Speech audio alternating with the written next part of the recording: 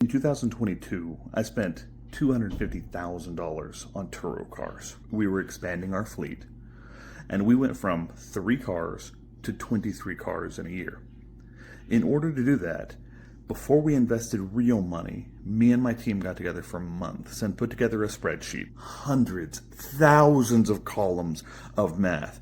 Because before I made a major investment and brought on investors, I wanted to make sure that I had looked at every angle. This video is a video we shot then, and it was me talking with my older brother.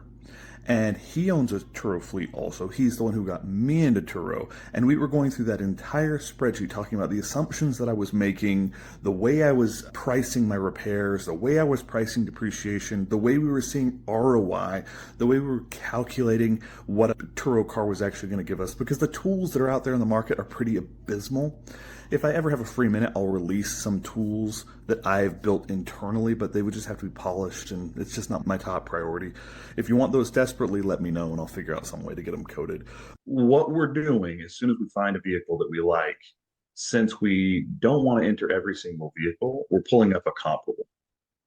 And what we've developed over time is we can go to Turo.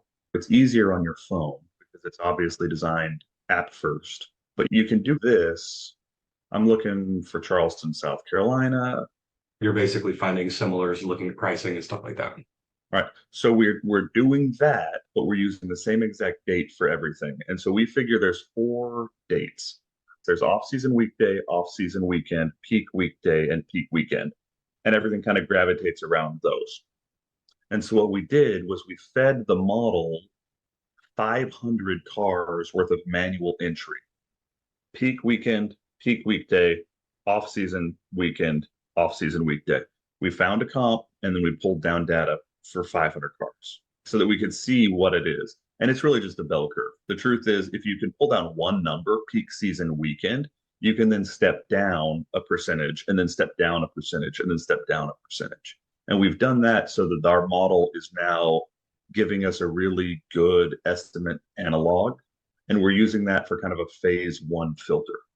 We're saying, hey, what does the estimate analog say? If it says it's good, we'll go firm up the numbers. But we're only firming up the numbers and doing this data entry on things that we're actually considering moving on very heavily. That makes sense?